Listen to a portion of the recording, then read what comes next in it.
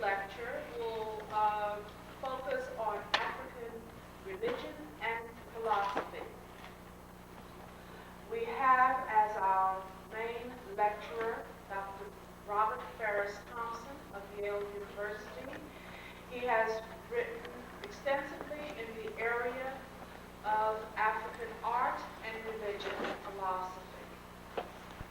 As the reactor panel, you have listed on the program Dr. Amos Wilson, who has not arrived yet. I was assured today that he would be here. But also on the panel is a well-known New York City personality who is the executive director and founder of the Caribbean Cultural Center, Ms. Marta Marino Vega. Would Dr. Thompson and Ms. Vega please come forward?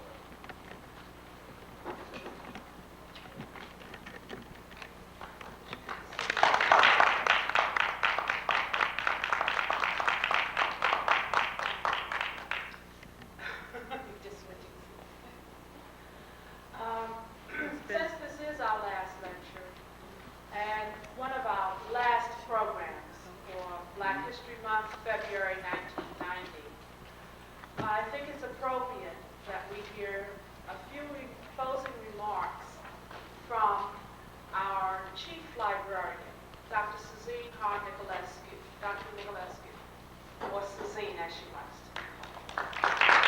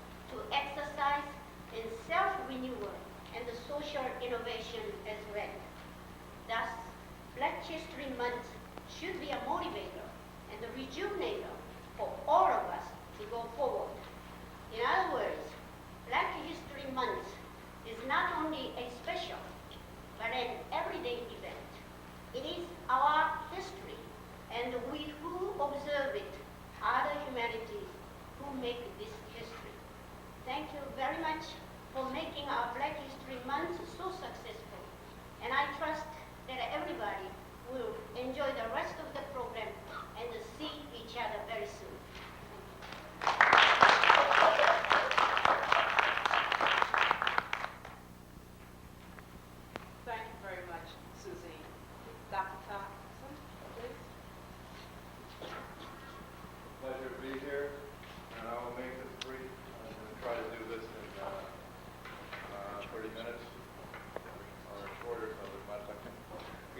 chance to talk. Let me just tell you what I'm going to do, and then practically Joseph on to it. I'm going to be discussing Black heritage as an international transoceanic phenomenon. Can you turn all the lights down except for the slide? And with respect to one major Black civilization, Congo, spelled with a K. Congo, of course, is the language group that's given us many of our words, such as jazz, and river meaning peanut, and coast, and many other expressions. Congo is one of the main world traditions of art history in the Black Atlantic world. And I'm going to be giving you 8 quick things. 1, an introduction to Congo gestures, which go right to the very heart of the white world in America. 2, Congo writing and tongues, partly to show you how wonderful it is, but secondly to demonstrate that one of the worst, still one of the worst beliefs about traditional Africa, Sub-Saharan, is there's no writing except for Egyptian hieroglyphs. Rubbish, there's writing everywhere. And then we'll look at protective flash writing in mirrors. Then we will look at charms. We'll compare this to Black art in Washington. 2 artists, James Hampton and Renee Stout. We'll look at Congo space, Black architecture, a history of African-American architecture, the so-called shotgun house, and where it came from and where it's going, and the great evocations of it classically by 2 men, Louis H.R., one of the great architects of Haiti, and John Biggert, one of the greatest of all the African-American painters of this nation. And we'll look at the sounding spaces of the ancestors, alias graves and tombs, and trees as metaphors in Congo religion, not only in Congo but in Dallas, not only in Congo but in Haiti. We'll look at the conjuring staffs and how they're picked up by Ed Lusk, and we'll look at a little bit of Rastafarianism because it has a trace of Congo influence in it. And then we'll end with a great Zoe Yamikisi, the yard shows, where African Americans from here to Watson, Los Angeles, and back again put in their yard certainly protective, marvelous gestures and iconic statements that come out of this tradition. Well, let's just start right in. Can we check the lights out? And how many of you have heard me tell a story about Senator Kennedy and African art? Love it. It's my kind of art. The story goes that Teddy Kennedy went to Ife, the holy city of the Yoruba, and asked His Highness Ife, who was the spiritual overlord of the 20 million Yoruba in Nigeria and the millions of Yoruba in the Diaspora. And he said, I'm having trouble about African art, Your Highness. I can't tell one image apart from the other. What is African art? What's it all about? And the priest looked at Teddy Kennedy and said, Senator me dada, lati Massachusetts. Morokwe Yoruba iwo komo iji awon latijo. Morokwe odara ju wípé iwo padà sí Cape Cod, sí Washington, sí New York, mi ò mọ kíni ṣùgbọ́n máa lọ. Check back. I thought that was one of the hippest responses I ever heard. What he said was, in 2 sentences, Teddy, honey, if you don't know what black art is, don't mess. The point is well taken because it's easier to recognize than to describe. But let's start right in. 1936 on the left, 1973 on the right. 1936, Aaron Douglas is painting right through segregation, and he's painting ostensibly about the slave trade, but he's painting about the condition of blacks in the United States in that year of our Lord, 1936. But he has radio waves because he felt our culture, black culture, was already being picked up and transmitted across the world on radio waves. And he, in a way, the radio is predicting and post-dicting the triumph. If you turn on a radio now, beatbox, whatever, the sound reverberates with mambo, merengue, salsa, samba, batuque, lambada, blues, hip-hop, rap. The planet's atmosphere, the air belongs to black people, and there's something of a prediction of that in those radio waves that you see. And the man's profile, the man's torso is Egyptianizing. Aaron Douglas clearly knew, as Marcus Garvey had predicted, we will someday go back to the land of the Nile and recapture the lost arts of black science. He sees that, of course, he's conversing with the stars. This is no ordinary black man. He's not coming out of the jungle. He's emerging from herbalism, the kind of ewe lati osoin, the leaves of the Lord of Medicine, and the leaves of the Vijiti benzo, the leaves which become eyes for healing in the Congo religion. And he is in touch with his ancestors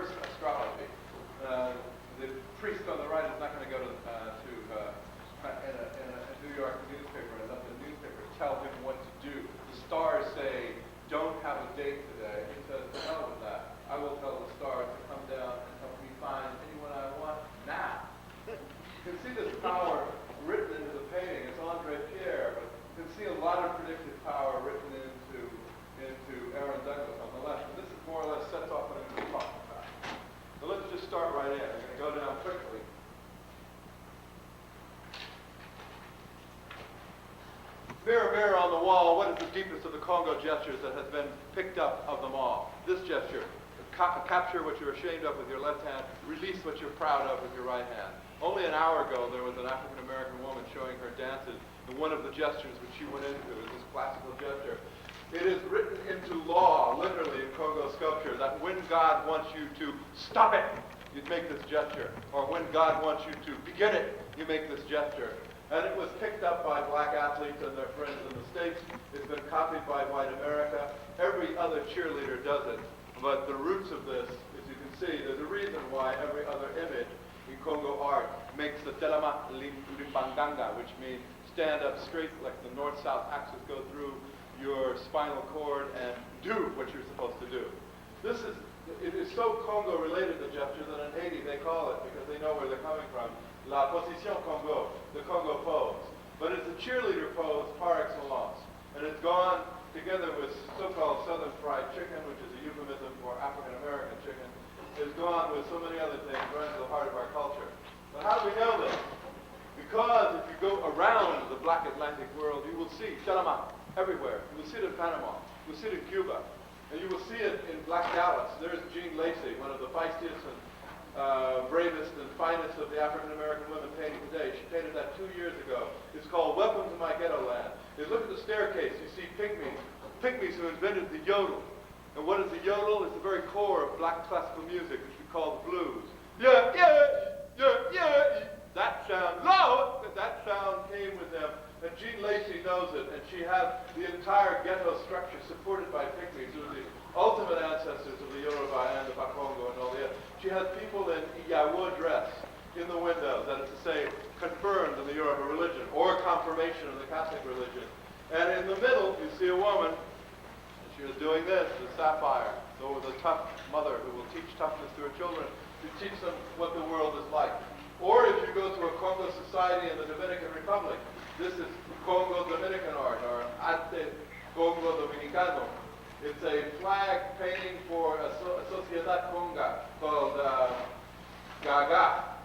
And you see a woman left hand on hip, conjuring with her right hand. You see another man, hand on hip, conjuring with his hand. You see a lot of Congo hieroglyphs. What I'm trying to suggest to you is it's not just the United States of America where you're going to get a lot of this. I mean, I can cut into anything. Let's cut to 1940. The movie Hell's a Poppin'. African Americans are busy doing the Lindy, and they're swinging out, stop, swinging out, pose.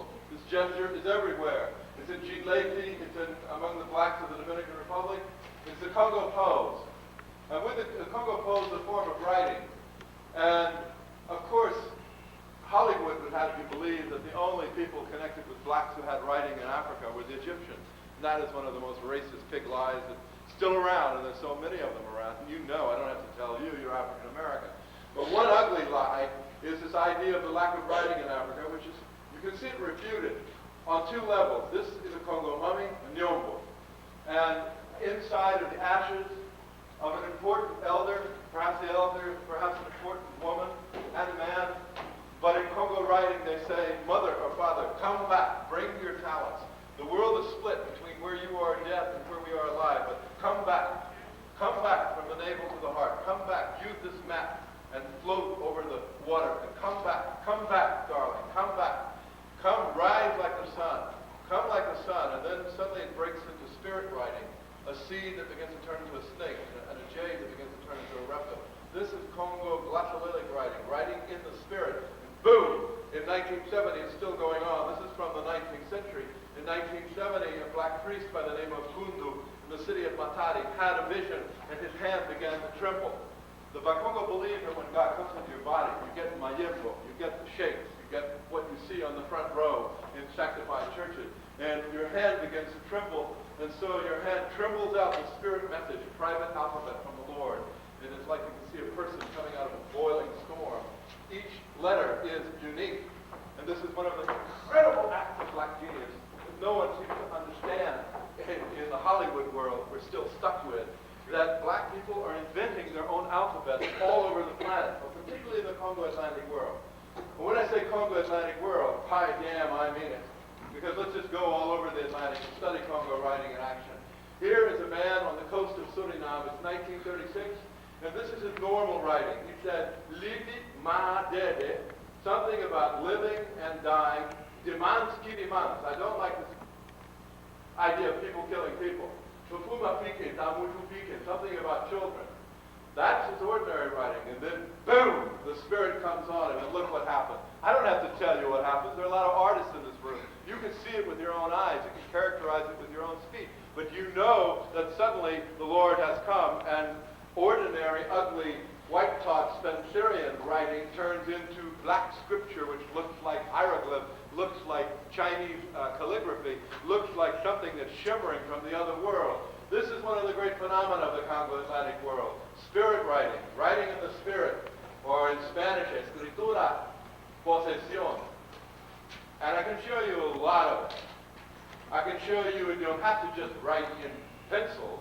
You can write in wire. Here's a brother from Philadelphia who conjured and captured blue, beautiful cobalt blues and reflective red, and bound them and wrote in a kind of tie, like the revolutionary cry of Haiti, when that priestess, that Mambo, raised a pig, sacrificed in the name of the ancestors, and said, Kanga, tie.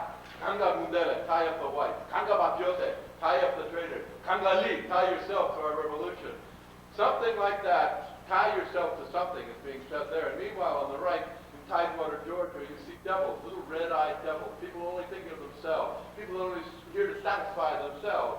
And those kinds of selfish demons, this priest by the name of J.B. Murray is conjuring against them by writing in spirit writing in black ballpoint pen over and over again in the interstices to capture them in writing.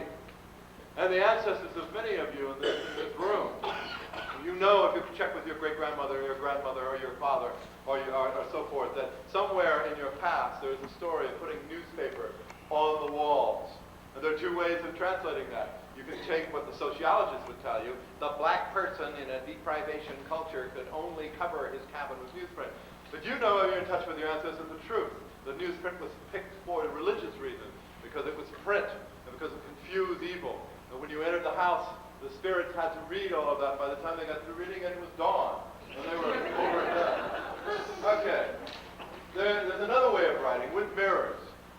And if you wish to embed a hieroglyph of vision, this is very mayombe, you know, in Cuba and in Cuba and New York, which is just about everywhere, but particularly across the river in Union City, you find that mirrors are used, the mbaka, or what we call in the Congo-American religion, bititi menso, that is to say, the eyes that serve like herbs. The herbs give you vision, and the vision gives you medicine.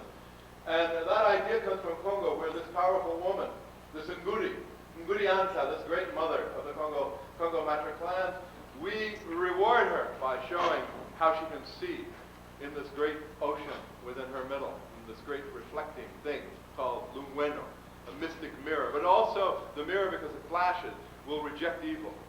And across Black America to this day, again, check your grandmother. Don't listen to me. Don't even take my word for it. Just check your own grandfather. There, somewhere in your past, you'll find references to a mirror being put on a porch. And not just for decoration, because when the devil came, the devil is so ugly that when he sees himself, he scares himself and disappears. But right off his porch.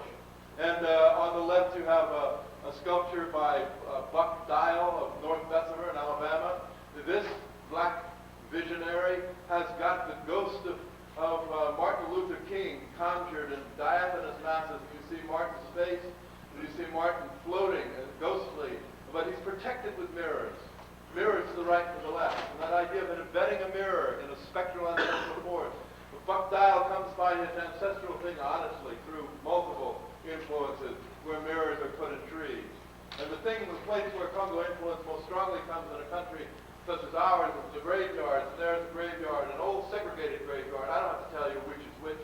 You can tell which is the white cemetery, which is the black cemetery. And the black cemetery has something the white cemetery never even thought of having. That is taking the green floral paper and turning it inside out and adding spirit flash to that bottle which you see on the ground. A little bit, this brother by the name of James Hampton decided to make a barber chair go to heaven and preach through the book of Revelation, which the Rastafarians and black Jews and black Christians and Rastafarians constantly go to the book of Revelation because there's so much black Orientalist lore in there.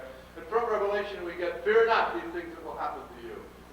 talk about the throne, but there's nothing in the Holy Bible that tells you about tinfoil, because there was no tinfoil in Jesus' day. That tinfoil is a reflection of going back through the mirrors and the tinfoil and the spectral white painting on the faces of Congo and the use of beetle wings, because they fluttered and had the idea of wings and flight and glitter and color, and that's what they used before the mirrors came with the Portuguese. But in any event, this country of ours, the black nation within the nation, is waking up. You take a sister like Renee Stout. She is a young woman. She cast her body in plaster. She restored it to its black color. She put the eyes of Elegua from the images you could buy at any botanica in New York, and turned herself into a botanica issue at the crossroads. Gave herself monkey fur, because the monkey can go this way and that, like the macaco move in capoeira. Boom, you're out of the way. And then she put her breasts and guarded them forever with hundreds of minkisi. Like the minkisi which guards the ear of this Congo lord back in Congo on the right, you can see the minkisi, or the charm made by God, the package of God, is a small circular thing with feathers to tell you that it came like a comet down from God. And she had them all over. She'd made them out of the paper that you get, the paper that comes out of rollers in bathrooms, and she rolled it out and dipped it into acrylic 7 times, and almost making her own kind of potion. She had taken Western white-derived instruments and re-blackened them and re-Africanized them, and boom, she is herself. She's easily one of the most amazing Congo-American women in this nation of ours. And her ancestors lived in shotgun shacks. And her ancestors put paper on the walls. And when she was a little girl growing up on Redford Street in Black, I don't know if any of you know Black Pittsburgh, but in the East Liberty section, which is like a Harlem of that, or Bed-Stuy of that city, she saw a garden in front of a house with little images and all kinds of protective gestures, and it impressed her, and it went into her work. It doesn't matter where you grow up. Africa is everywhere. If you read Dumas's writings, he considered North African, and LA too. It's not just what the folklorists would like us to believe. There's a lot of cute little quaint customs clustered around New Orleans or clustered around Havana. It's everywhere, baby, and you know it. Particularly the shotgun, so-called shack. You know, on the plains of Angola, how did you build? Well, first with a veranda. And because verandas are cool, put a veranda around the house, and one door, because this is really where you're going to do sleeping, and you will do your interacting and your rapping on the veranda outside, and boom, that's exactly what happens in Haiti. The same veranda style, the same windowlessness, and the same lifting up, and the same feel to this house, which is narrow. It's a 9-foot by 10 or 11 module, and it goes on, and it comes from what you're looking at on the left. That narrow door in a Congo house with the beautiful straw woven, boom, and translate that into 2 black houses in the old quarter of New Orleans, and each of those French design, but black felt spaces. That's 2 houses crowded into one. Those are 2 shotguns. And it's coming out of this module from Congo. The shotgun is classical black architecture. Marie Laveau, who defended herself from the racists, from her own enemies, from everyone, and became one of the most powerful women in the history of this nation. Marie Laveau is buried, as you can see, in the middle of New Orleans, in what? A concrete adaptation of, you guessed it, I'm not even going to tell you what, but it's as if in this shrine that has great Mayombero medicines in it. This is from the west of Mayombe, from which the blacks of Cuba got their ngoma, which became the conga drum, from which the blacks in Cuba got their idea of parlance to a beat, to a rhythm beat, which they called mambo, in which was renamed in 1939 mambo, and is done, by the way, sometimes to beats that go like this. Dum, dum, fa, dum, dum, dum, fa. I presume that beat is recognizable to you. Dum, dum, fa, dum, dum, fa. If it isn't, see me after class for immediate remedial something. I mean, yeah. But I mean, you know, you can see this with your own eyes. There's wonderful intimacies in the social space of black traditional architecture. And of course, the old way, you know, the old survival's route, isn't that nice? They had it in Congo, and they had it in New Orleans, and they're still having, when I see the word still, I reach for my gun, because that means it's supposed to die out. But I want to tell you something, just in Louisville alone, 10% of all the new buildings being built in the early 80s in a census were shotguns. I mean to tell you that classical black architecture is here to stay. And not only that, as Duke Ellington took the blues and turned it into symphonic structures, so the black architect Louis H.R. in Port-au-Prince takes a shotgun, lifts it up, and puts a French mansard roof on it, and presents it as a symphonic form for the world to be proud of. That's to say, his own Haitian world. And John Biggers, African-American of Houston, Texas, who was born in a shotgun in 1926, who could tell you anything you want to know about a shotgun. Why the front porch? Because that's where we discuss the Bible, man.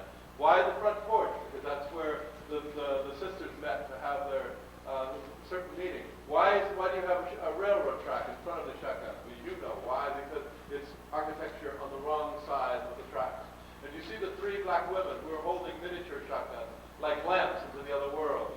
That's classical North American architecture, and he repeats it, the 3 over the 4, like the beats of the 3 against 4, the 3 against 2, that is part of the clave, is part of Afro-Cuban, part of everything that we want to get involved in. Okay, quickly let me come to an end here in the last 5 minutes. There are so many things I could talk about, but one of the things, that if you have a lord, or a princess, or a queen mother, and you want to honor her, plant a tree at her head. And there you see some great lord in the tree, carries his grace in the leash to heaven, and his root is literally in the dead. Cut to Dallas, within a mile where the Dallas Cowboys work out. You can see trees nestled by the tombstone because the trees were the original tombstones. It's a very Congo-American graveyard, the oldest black burial founded way back in the 1850s in Dallas, and it has a trench of water going right through it. I'm not even going to stop to consider that. It's so Congo-centric.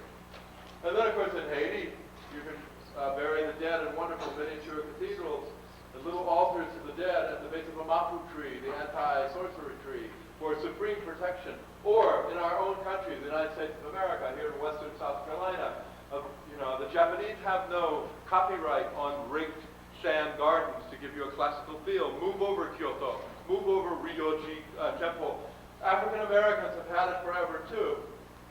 Rigged earth. Why to rake it? Because the devil or evil forces are visible if you have grassing and hide in it. This is an old African rationale. It didn't come with utter purity. Then you can see little planted, stunted trees to mark the headstone and the footstone and so forth. And then with this idea of tree as a sentinel goes the idea of using a bit of a tree, a staff, as a conjuring cane. And you can see a conjuring cane from Congo on the right with a black lord at the top and a serpent coming up under the water from where the ancestors are, and the waters of the ancestors. If you cut to northern Missouri, the cane second from the right, carved by Henry Gudgel in Chillicothe area of northern Missouri. He has reptiles at the bottom, and he has the sloping black motif, which is the rays of the person ascending like a sun. Rebirth, rebirth, rebirth. And he has the sign of the 4 moments of the sun. It's a very strong Congo-centric piece of art, which matches up with the ancestral art and carries us right into the 1980s. This is Ed Love, surely the premier sculptor of North Black America. Here's an African American who definitely knows where he's coming from.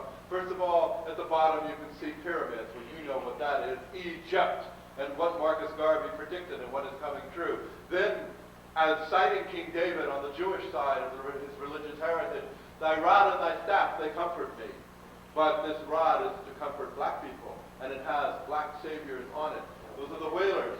Those are the original Wailers of Bob Marley, and you can see Bob Marley with his dreadlocks flailing in the middle, and you know who's the tallest one. You know who that is. That's Peter Koch, obviously.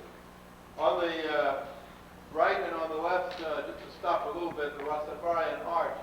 I mean, we could park on that. The Rastafarians are plugged into the emergence of reggae, and reggae is in Afro-Jamaican Creole, reggae, R-E-G-E, which means a rag, but semicolon, an argument. And that's a Congo idea, that if I took this tie and tore it in two, there's some kind of an argument involved. So any rag is part for the whole, screams for the whole, and that is an argument. And reggae means argument, musical argument. And ragtime, a musical argument in North America. 2 musics were named under this Congo metaphor. Out of the reggae world comes paintings by Kofi Kayiga, a man who is so transatlantically black. Kofi, a day name, he was born on Friday. Kayiga, a Ganda name from Uganda, meaning supreme hunter. And he challenges us as we go into the vortex. You as a black woman, you as a black man, you go into your greenness, your redness, your blackness. You must know how to put decorations in the vortex, because The painting on the right says, to all African American, you have a responsibility that goes with your special consciousness. Ras Queen shows that black women are marching with this, veiled with their powers, with the 9 lights of the saints around them, and the Mochet David, the black Israelite idea, repeated and repeated, and she's got on a natty tie and collar showing that she knows no fear. She can dress like a man because she's as tough as a man. And that's just an inkling of Rastafarian painting. Or we can show you the packages of God. Here's a package in Congo, put on a tree with delicious fruit on it to keep thieves from stealing it. And it makes a sign in the form of the sun, and then there are 2 pierced eggplants, and then the packet made by God, the Nkandu. And there's the Nkandu, or Gando, as it's creolized in black Spanish, on a tree in Guanabacoa. Both trees are medicated. This is the Congo-Cuban tree, this is the Congo-Congo tree. And the idea is, you see those horrible little rotting away eggplants at the end, they're supposed to symbolize hernia. I'm not going to go into that too much. I don't want you to lose your lunch. But just know that I once met a very arrogant Dutchman from Suriname who said, when I was a child, the Negroes used to have this primitive custom of putting stuff on the trees down there in South America. Of course, we used to climb the trees, smash the stuff, and eat all the mangoes we wanted. Period. Now I get news from Paramaribo, this man is in a hospital. And guess what he's down sick with? A hernia. Okay? That's just a coincidence, you realize. In any event, here is more on bottle trees. Samuel Selvin, Afro-Trinidadian writer, in a book of essays called Waves of Sunlight. It has a bottle tree on the cover. And this is from one of his short stories. When the mango trees, they got your flower. Mahaproko tied colored bottles and animal bones to the trunk. Roaming boys spotted the mangoes, hesitated when they saw the dangling bones. They thought, oh yeah, I'm not climbing that tree. And that's a pretty healthy attitude to take, because the name of this charm is Kandu, and that means God's own punishment. It's like one of the 12 commandments that Moses brought down, hung on a tree. And you're going to see this everywhere. I could go all over the Afro-Atlantic world. I've seen them in Brazil, they're in Cuba, they're in Haiti. Just for one reference, it's the island of Eleuthera in the Bahamas. You can see protective objects hanging from this bottle tree in the south shore of Eleuthera. Or Tidewater, Virginia. This is in Lancaster County, which is one of the most oldest and most densely, richly black inhabited pieces of real estate in North America. It's had a black majority for 300 years. And you can feel that majority in some of the majority beliefs, but the wonderful twist that this particular black artist puts on it. His name is Cornelius Lee, and he takes the bottles and hurls them in the air rather than jamming them on the branches in the old Congo way. Because as he said, you hurl it up and they come down the way they want to come down, and man, that's the beauty of it. Okay, one last look at bottle trees. There's one in Suriname, and there's some in Mississippi, 1930 on the left, 1980 on the right. And let me come quickly. Here's a bottle tree in Mississippi, a new one with Coke bottles, and Congo signs on the lawn. That's a yard show. You see the cross of Jesus made out of a bucket and bricks, but it's also a boundary sign. You see a circle with a bucket in it, which is the old Congo idea of life. Guarding the house with Congo sign, guarding the house with a butcherpeg tree, just as this grove is guarded with bottle trees and flake trees and all kinds of remarkable structures in the art of ancient Congo, which is such an influence. Why is Congo such an influence on this nation? Well, we now know. I only wish that Malcolm X had lived and he could be here to see this golden age that we're going into. Because what we now know is that a third or a fourth of all North American blacks came from Congo-Angolan. And that means that so-called studio art will have some of this tinge in it. Here's a protective fender sculpture which was built by a black person in southeast Washington, protective house. It has wings, it has legs, it has an aperture, it's out of a bumper which is sort of like bumping its way. And it's like a pull on the bottle tree tradition. Or here again is Buck Dial of North Bessemer, Alabama, who's doing a kind of parable about ecological pigs, that is to say, people who are burning up our planet with no sense of responsibility. And he's attacking some fisher persons. Now, there's no race attached to this. It's a general ecological wallop he's attacking. Whoever they were, they fished from the river when they weren't even hungry. And the river, you can see, is sending its stuff against them. and monsters are coming out of the river to attack these pigs, and they are, for want of a better place to hide, they're jumping into a ketchup bottle. But that idea of capturing evil in a bottle or in an epicure, that's an old Congo idea. It's part of the bottle tree tradition, which you see here in another part of Virginia. And you see that incredible witty artist of Harlem, Mr. Hammonds. And Mr. Hammonds has taken Thunderbird bottles and put them in a circle, and put them in a circle, and put a bit of New York City subway track, again, art on the wrong side of the track, to make a kind of bitter bottle tree, an abstract bottle tree away from the trees, is talking about we must get to the root of alcoholism. What is it that's depressing black folk in the streets of Harlem and drive them to drink? He is preaching, he is signifying, but he is using it with all kinds of means. And the means are very old, because when you look at the bottle trees of today, with the Star of Bethlehem to disguise it as a Christmas tree, except I photographed this in April, a little late for Christmas. But as you can see, that it's disguised to look like a Christmas tree, but yet it has automotive flash at the top. The flash of the spirits captured in all those bottles, like the flash of the spirit of Mr. C. Brown's car of 1972. And you know that I paid him $250 to strike this pose as he stands by his work of art. Incredible spirit mobiles. You've seen them in Bed-Stuy. You've seen them in Harlem. You've seen them in the Spasm bands. There is a language here. A language, I mean, to the museum world, this, well, I can do it in art history. Here you have a beautiful example of the Kwele tribe. This is one of their horn men. I mean, who could take much more than a second of that? What you have here is a face that's got a tomb in it. It's a face that's concave, so that you know there's a grave. That's not a face. The outside world reads it as anatomy, but the Africans read it as cosmology. The horns are saying the revolution of our spirit again and again. You will live forever. You will be buried within the grave within your face, but you will squeal forever. Or you will be buried within the white under the eyes in those scallop patterns. You will wheel forever. And this belief in immortality and reincarnation, which is written into Congo writing on the right and Congo-American writing on the left.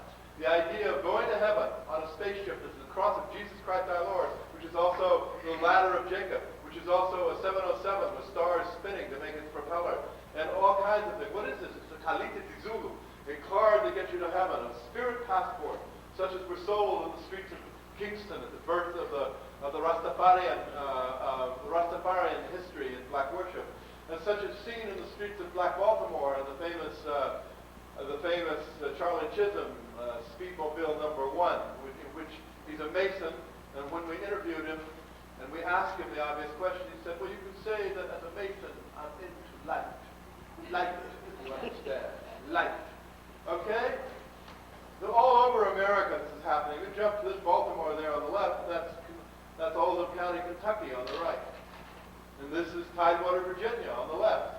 And of course, you know what the middle class, white visitor cruising, oh, how interesting, that Negro has dropped the propeller there. I wonder when he's going to take it inside. Dropped the tire, dropped the car, dropped the lighthouse, dropped the tires. I mean, this is what we call the accidentalist argument. That is no accident. You know damn well what it is. It's a statement of voyaging, and if you're of evil, because it's red, we throw the evil back, you can be propellered out of its lawn. But if you want plants to grow more strongly, the Bakongo drew a chalk circle around it. The Mayomberos in Cuba drew circles around banana plants. And then on the island of Trinidad, they put a steel rim, and then pretty soon a tire. And pretty soon you're looking at tire planters on the lawns from here to Watson, California, and back again. We should also put tires there and build up these motion glyphs. Because the African American, or more precisely, the Congo-American world is moving. And with its ciphers, with its language, with its private alphabet. And you can also, another thing that's happened in the European world, humor, cracking jokes, having a good time, cracking a nice dribble joke, and being serious and religious split off in the Renaissance. So it's so hard to be religious and to crack a joke at the same time. No problem in the Congo-American world. Here is this sacred symbol of protection. There is with the flash, spirit flashing hubcap, which is sort of like a modified Congo hat on the streets of Bed-Stuy right around us. But on the other hand, he's cracking a joke, because as he protects his house with this image, this is Charlie Lucas of Pates Willie, Alabama on the left. And if you ask him, conversation. There's a man talking trash to that woman. What's she made out of, Charlie? A clutch plate. Why is that what that circle is? He said, haven't you ever seen a clutch plate, man? I mean, my God. But she's all clutched up. She's telling him, talk your trash, baby, but I'm going to shift it to 2 and drive away from you. All right? It's the humor of it. You know, you can be religious and crack jokes at the same time. Wonder what attracts me so to your tradition. That's one of the things right there. I want to end quickly with this suggestion. When you see a cemetery in Congo, it is not an inert thing. Those crosses are for Jesus Christ our Lord, yeah, but they're also the cross of the Congo ancestors meeting at the meeting place of the world. And there's a fire burning in the Black Atlantic world that's going to a meeting with when Mandela's liberation and I would think it would fall maybe within 9 months at White South Africa fall, all kinds of things that have held us back from falling.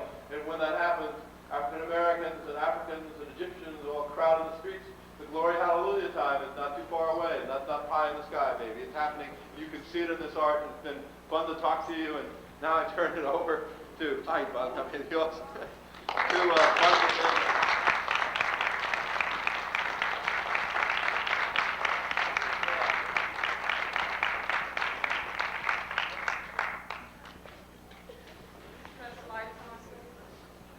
Yeah, certain things I was feeling and certain things I was knowing.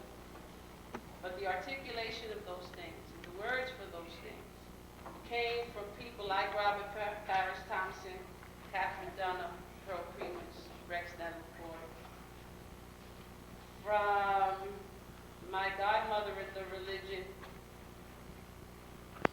my godfather in the religion, because it's as Robert started.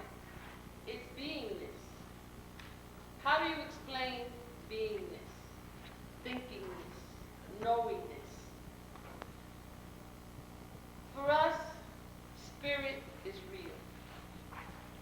For us, colors are more than colors.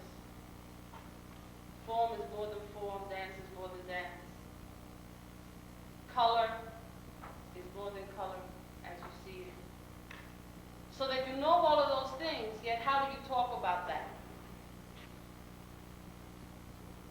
I went to Cuba on my first trip with a dear friend of Robert Farris Thompson, Julito Collazo, who is one of the first Afro-Cuban drummers that came in playing bata, which is the drum of Shango, and has traveled throughout our journey, and is here in Brooklyn, in South Bronx, Washington, and so on and so forth. And when I went to Cuba, and I observed the practice of spirituality, the practice of beingness, and I saw what my mother had done, being Puerto Rican in East Harlem, being performed in Cuba, where I had never been. All of a sudden, a leap was made for me. A leap that was in books, all of a sudden became real. Because what it said to me is that when my mother got up and paid homage to the ancestors, there were other people throughout the world doing that. And I had read it, but it's different to see it. Because all of a sudden, what Pearl was saying, what Catherine was saying, what Robert Farris Thompson was saying, became real. And as I went through the journey, and we developed a conference in '81 in Ile-Ife, the birthplace of the Yoruba people, and we took scholars, traditional people from the Caribbean, South America, the United States, to the motherland. It was very interesting because, first of all, a lot of people were just shocked that the children of Africa had maintained the tradition, but had maintained the practice and the philosophy intact. People from Brazil, the Maya Santos,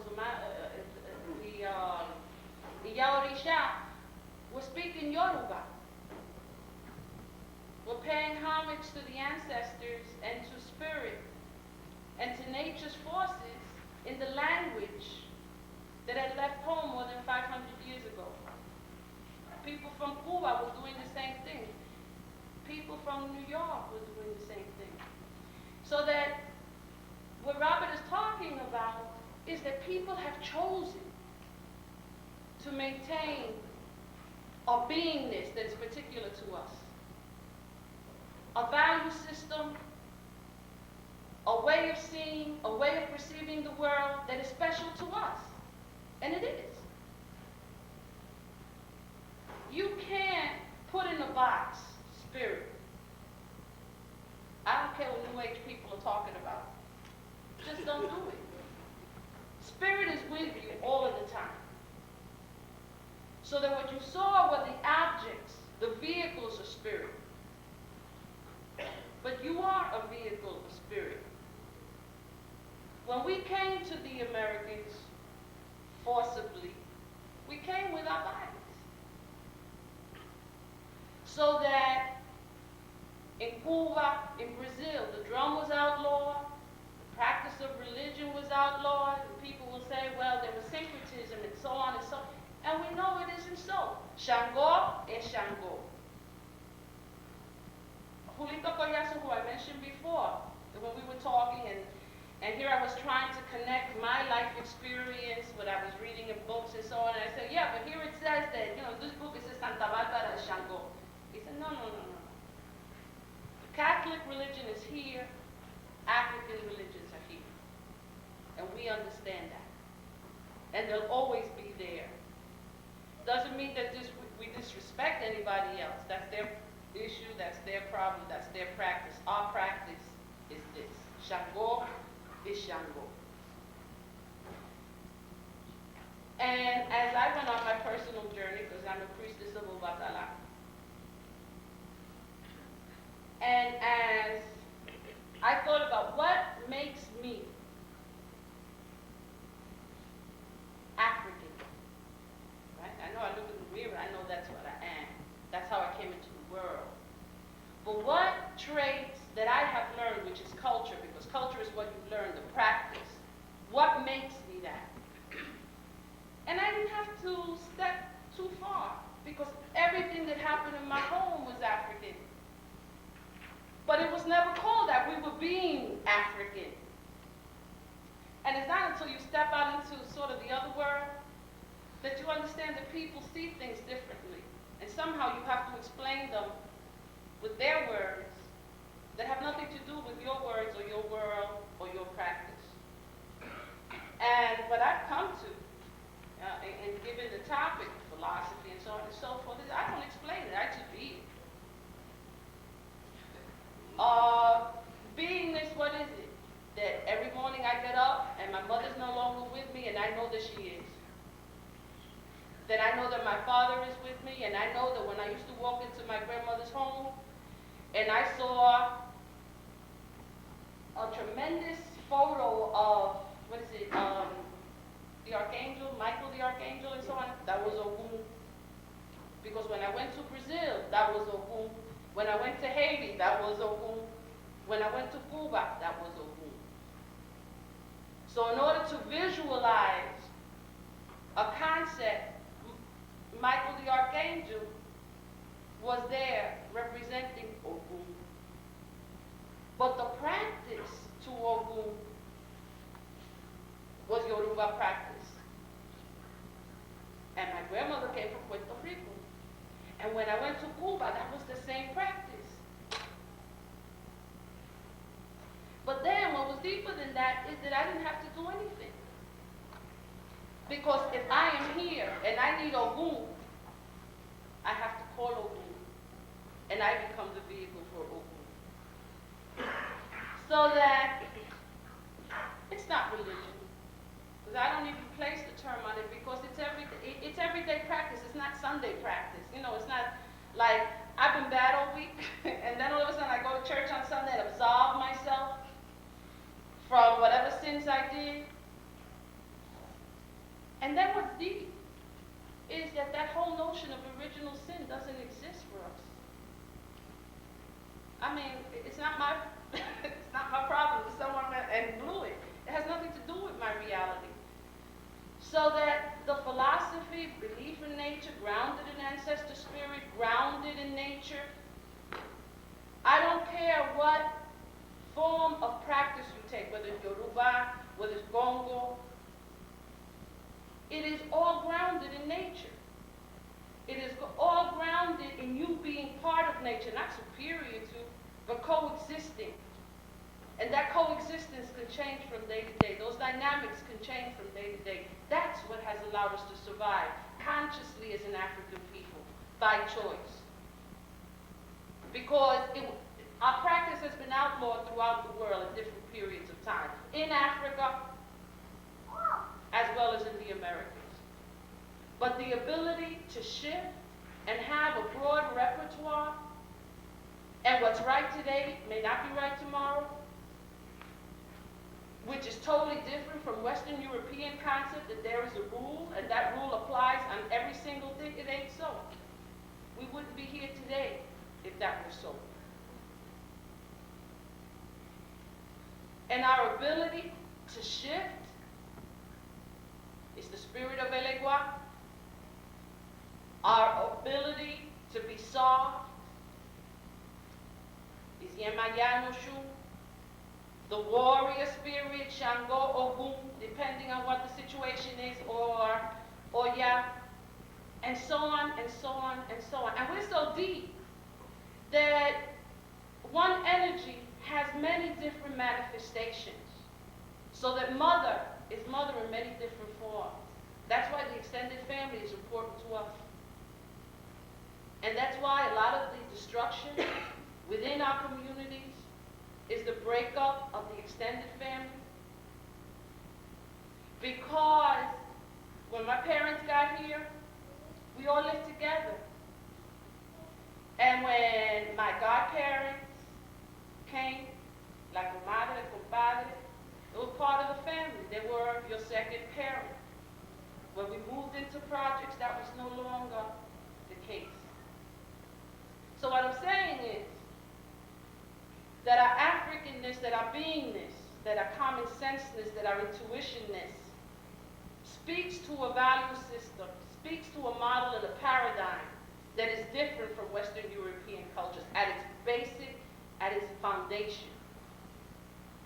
And we must understand that. Because what happens to us is that we try to get entertained in philosophical discussions and word discussions that don't apply. People start talking about a curriculum of inclusion or this or that, and we get hung up. Yes, let's argue about that because we want to be included. And yes, we want to be included. But the curriculum is fundamentally flawed. The history, the story that is told is fundamentally flawed because it starts as a premise that the creation of man or the history of man starts in Europe. And we know scientifically, we know spiritually that is not the case. So that there has to be a whole new telling of the various stories that we represent. The various ways that we have had to develop our survival myth wherever we are. Because I say to you, and I mean, this is what we deal with every day when we say African descendant, Spanish, Portuguese, English, Haitian, Creole, we need to come together because we are from the same root. Absolutely from the same root. Now, we may have learned slightly different things wherever we are, that's free. But one of the things that made it very clear that our practice is so much the same as when we went to Africa. Everyone was feeling kind of strange because we didn't know, like I said, I was going to be welcomed, and everybody was being very formal at the University of Ife because everybody was saying, well, I have this paper on Obatala, and I have this paper on so on and so forth. And everybody was acting very formal, and we kept saying, well, what's going to break this down so we can really sort of connect, bond, and interact? You know how that happened? We were having dinner one day. And at the dinner, we were served plantains. Puerto Ricans, free. Cubans, free. Brazilians, we said, there's plátanos in Africa. That broke it all down. I mean, we all just free because it was like, oh, home, you know what I mean? That was home all of a sudden. And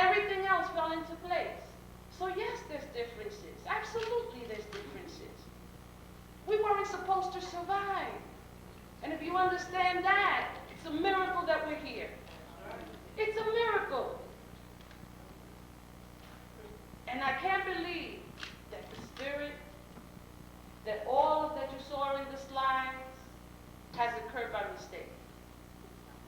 It pains me when I see our children being destroyed, because I said, the spirit, our nature's forces, our philosophy didn't survive for us to be wasted.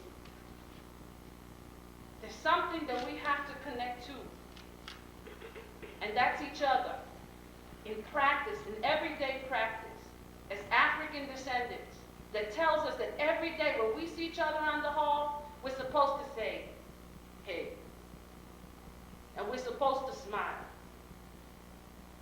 You know, I've walked into places talking about philosophy and practice where if I see someone who looks like me and I walk up to them and say hi and there are other people around that go sort of, why did she select me to come to?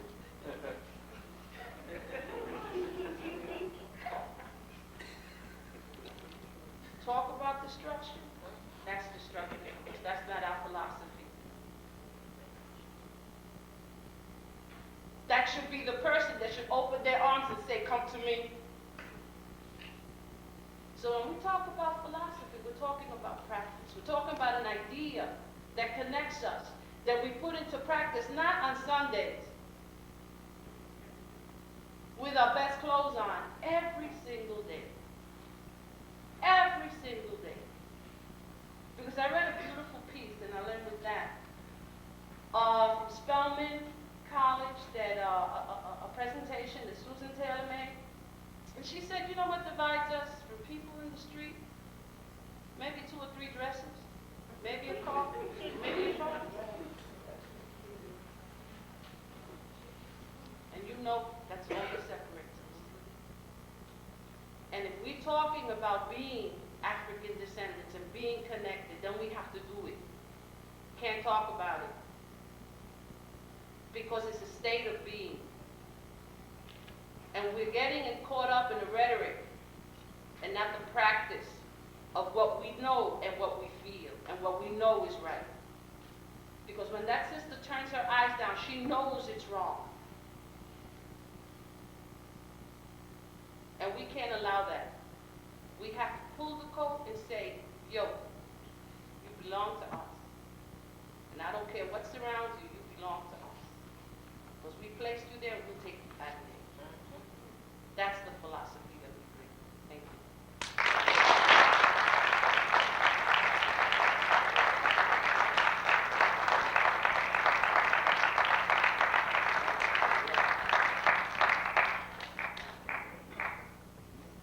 Thank you very much. Is Dr. Amos Wilson in the audience? Okay.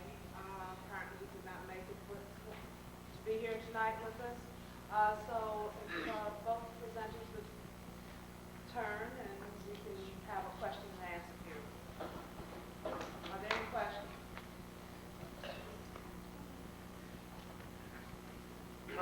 Oh, come on now. Hey, there's one over there. Okay, Professor Cannon. My question is for Dr. Thompson. I thought there was a very, I'm sorry that your, what do you call it, your lecture demonstration was so abbreviated, since, you know so much knowledge. The problem I'm having is why did you focus more on the Congo as opposed to other areas, for example? That's just an arbitrary choice. And, you know, the other places, Dahomey and places like that. Well, that's a good question. Why you chose that over the others? No, it's a good question. I'll be glad to address it. Very simply, Can you repeat the question? yeah, the question was why did I focus on Congo instead of Dahomey? There are many cultures. Oh, Yoruba. Yeah, well, I could have focused on the Yoruba too, but I lecture on them so frequently that I thought just for a change. But also Dahomey, Congo, Mande, Asante.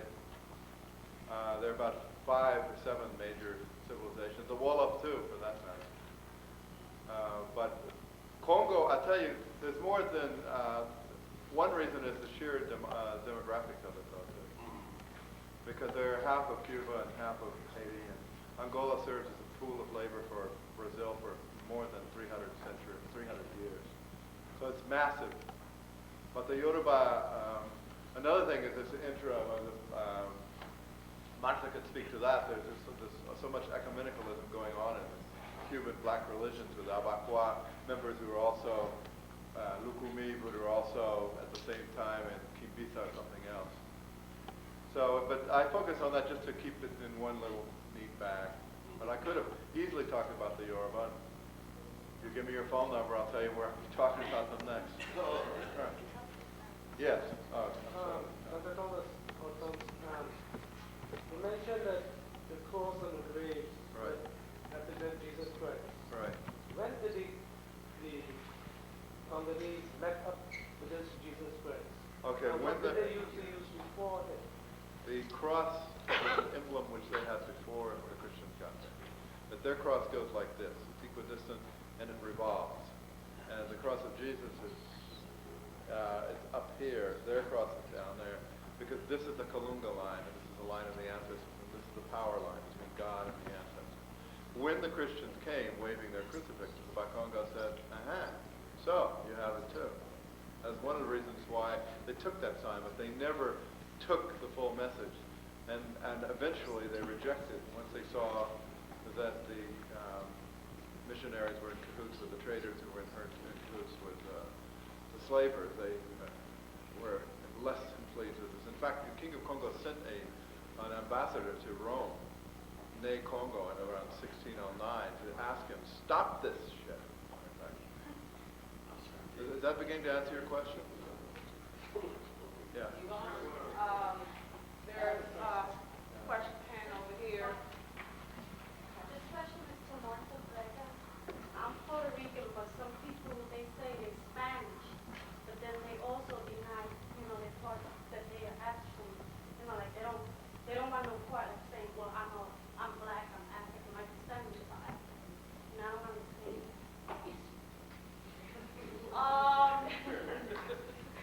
You have to remember that the process of colonization, was European. And there are people who speak Spanish that are European, just as there are people who speak English that are European. The fact that when the boat stopped, it's dropped some of us in Puerto Rico, some of us in Cuba, Trinidad, Haiti, some of us in the U.S., gave us the language. So that's why we speak Spanish. You know what I'm saying? And some people speak Portuguese. But we are African descendants. There's some people in Puerto Rico that take pride in trying to trace their families back to Spain.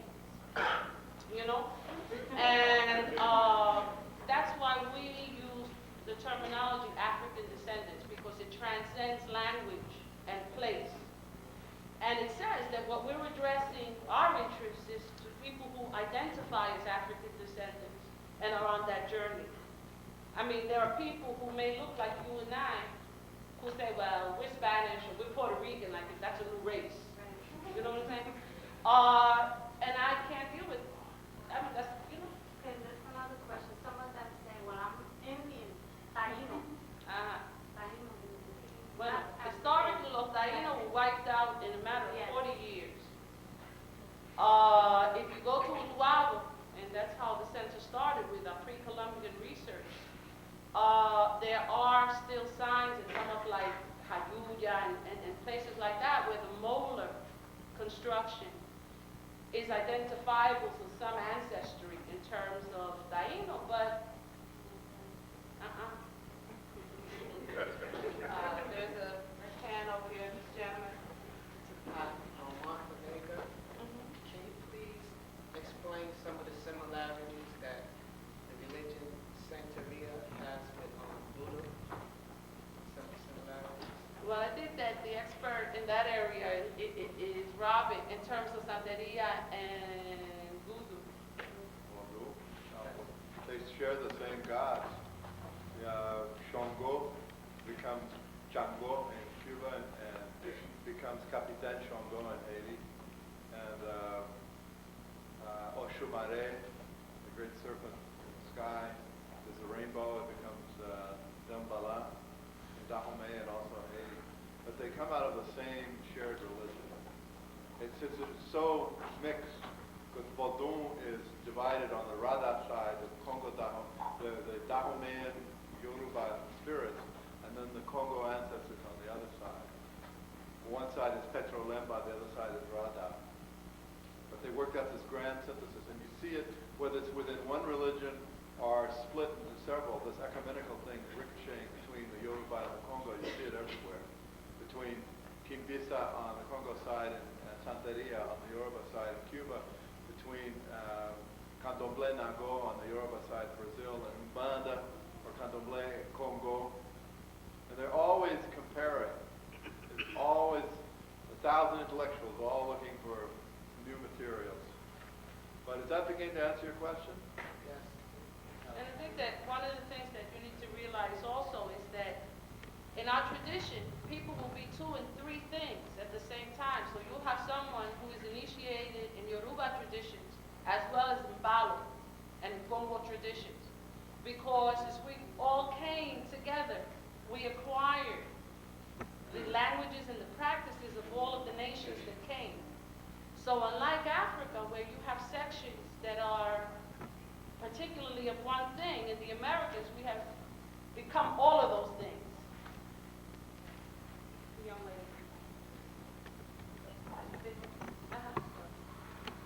I work with young people, with teenagers, and one of my main concerns is that our African youth have totally lost sense of direction. Many of them don't know where they're coming from, not even where they're going. Are you in any way working with young people to help them find sense of direction? I'll answer that in 2 parts. I was a public school teacher, and I taught at Junior High School 60 on the Lower East Side on Avenue A. Then I went on to Washington Irving before I started doing what I'm doing. And I'm doing what I'm doing precisely because within the school system or the formal structure, there was never anything that reflected me and therefore the young people that I was teaching. But I'm a parent. I have a 16-year-old and a 21-year-old. As a matter of fact, my 21-year-old is in the same class as Robert Farris Thompson in Capoeira. And that was the same young man that about 6 years ago walked into my house with a mohawk, green hair and red hair, and I went into shock, you know. And I said, what did I do wrong? And ultimately, we're the ones that plant the seed. You know, the child all of a sudden didn't go wrong. Children now have to negotiate more than we ever had to negotiate. And I've said this before. They walk out and they're offered stuff that in our age group we were never offered. When I grew up in East Harlem, heroin hit in the 50s and 60s. And I lost a lot of my contemporaries at that time, but now what they're negotiating is pure death. You know what I'm saying? So that our jobs are escalating in terms of our knowing how to provide our young people that foundation and that language so they're not punks in the streets. And have the internal mechanism to say yes and know how to negotiate.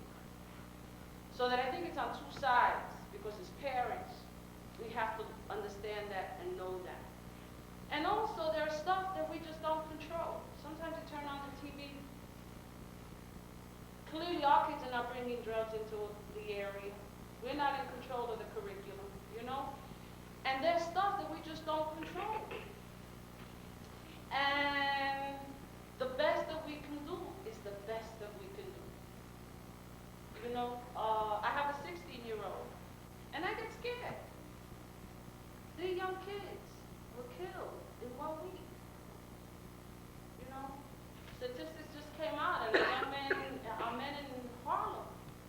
You know, this morning's post, or was it yesterday's post, had the amount of young people that are in prison that will never survive. I